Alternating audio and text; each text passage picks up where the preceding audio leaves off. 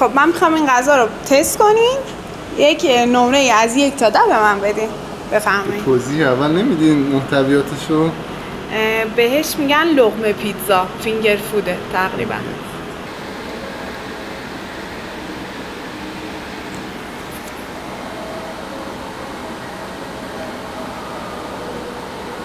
ولی بازم من فکر میکنم همون 9 حداقل میتونه گزینه باشه. مرسی. 8 5 آره. بریم که این خوشمزه‌ای که همه دوستش داشتن رو با هم دیگه درستش کنیم. راز خوشمزه شدنش هم آخر ویدیو بهت میگم.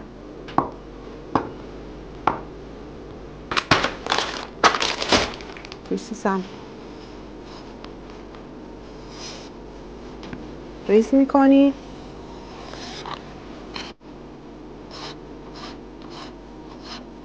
روز طرفدارترین فینگر فودای دنیاست واقعا. دوتاشو میشکنی.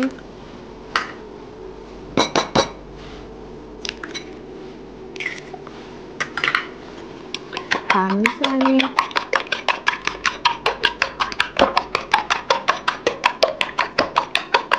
اینا میکنم بهتون که برین یک سر اینستا دیوار اینا جایی که سفارش فینگر فود میگیرن نگاه کنین، خیلی ساده است. اصلا قیافه فینگر فود رو نگاه کنین قشنگ متوجه میشین که این خانم چی کار کرده، که چجوری درستش کرده. ترجیحم اینه من همیشه رفت خودم درست کنم. راستی روز تولدم هم هست، بهم تبریک بگین، بهم کادو بدین. میدونین کادو چیه دیگه، سابسکرایب هم کنین.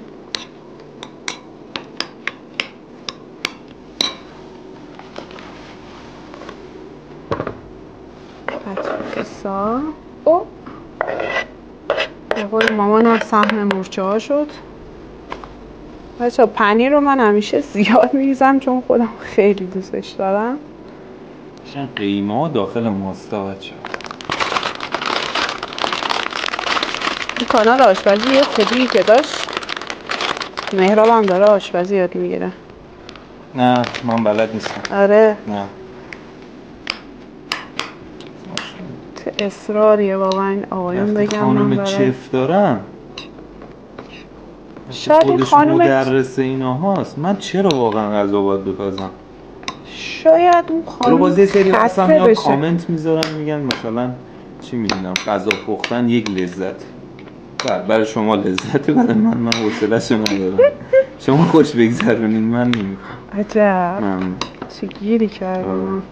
شاید من مثلا گاهی اوقات خسته شدم، شاید پای بچه در میون اومد، بعد دیگه همینجا حوصله ویدیو رو نداشته کات باشه. می‌کنیم آیه ادیتور. مرسی.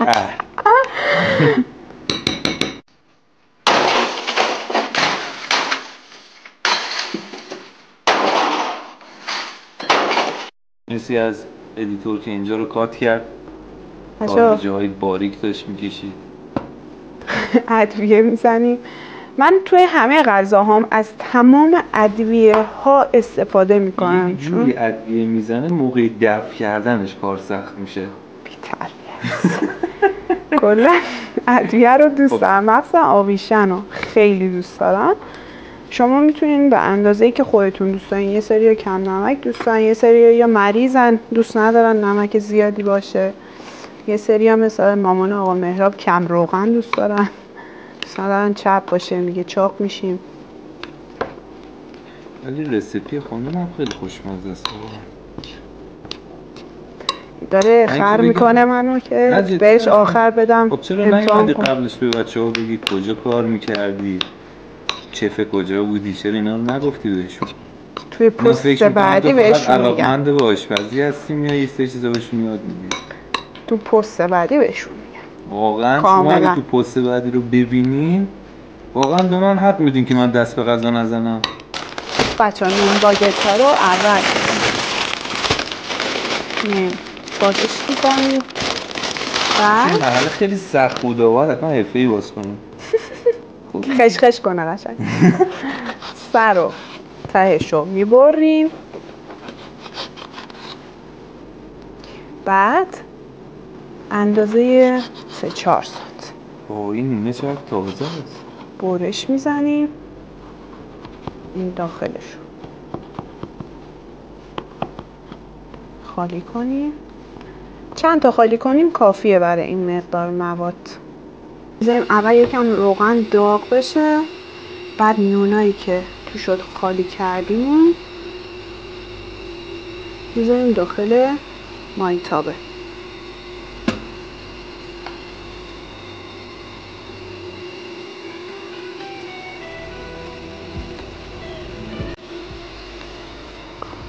بعد موادی که با هم دیگه مخلوط کردیم و اندازه داخل نون میریزیم.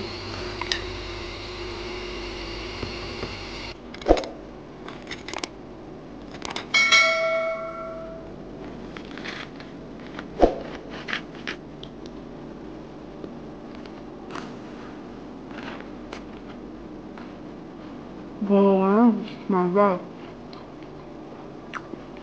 حتما درستش کنیم. رازش هم اینه که با عشق درست کنیم. حتما